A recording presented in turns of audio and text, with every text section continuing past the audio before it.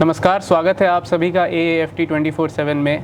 हमारे साथ आज मौजूद हैं एक जानी मानी लेखिका और एक समाज सेविका गीतांजलि नीरज अरोड़ा मैम। मैम, मैं आपका स्वागत करता हूँ। धन्यवाद। कैसी हैं मैम आप? मैं ठीक हूँ, आप कैसे हैं? मैं बहुत अच्छा। मैम, मेरा सवाल है आपसे कि आपके लिए साहित्य क्या मायने रखता है? देखिए, साहित्य तो मेरे लिए बहुत मायने रखता है। पहली बात कि ये हमारी हिंद भाषा से जुड़ा हुआ है, और दूसरा मेरे फादर जो थे वो भी लिखते थे, लेकिन वो उर्दू में लिखते थे।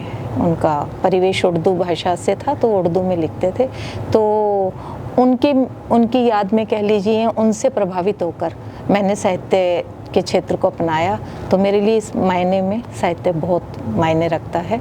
हिंदी भाषा से जुड़ा हुआ है और मेरे जन्मदाता से जुड़ा हुआ है। मैम, आजकल की युवा पीढ़ियाँ किताबों से ज़्यादा स्क्रीन पे चिपकी रहती है, तो आपका उन्हें क्या संदेश देना होगा? जी, उनके लिए तो मैं एक ही बात कहूँगी और हमेशा कहती हूँ कि स्क्रीन से भी टेक्नोलॉजी है, फास्ट है, उसके साथ आपको चलना है, लेकिन आप पढ़िए ज़्यादा।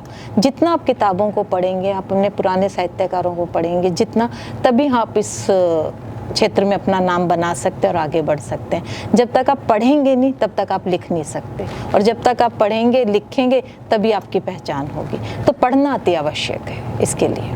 जी बिल्कुल मैम। मैम, कविताएं जो हैं वो साहित्य का एक बहुत ही महत्वपूर्ण हिस्सा है। जी बिल्कुल। तो आपका इस बारे में क्या कहना है? देखिए, कविता तो हर इंसान के अंदर जन्म के साथ ही शुरू हो जाती है। कविता बनानी नहीं पड़ती, बनती नहीं है, वो अपने आप अंदर से भाव लेकर उभरती है और हर व्यक्ति के अंदर होती है। ज़रूरत होती है उसे समझ के, उसे लिखने की, उसे आगे बढ़ने की, उसको लोगों के भावों को समझकर अगर आप कुछ लिखते हैं तो उसका मेन कविता का भाव ये होना चाहिए कि आपने किसी की पीड़ा को, जरूरी नहीं कि आप अपने हृदय की पीड़ा को लिखें, आप किसी की भी पीड़ा को या किसी भी व्यक्ति के दुख तकलीफ को देख के अगर आप लिखते हैं तो कविता सही मायने में तभी सार्थक होती है। कविता का मेन उद्देश्य यही है कि आप किसी के दुख तकलीफ को, किसी के भावों को अपने शब्दों में ढाल सकें, उसी को कविता कहे जाए। मैम, अगर आप कोई कविता की पंक्ति सबको सुनाना चाहें तो?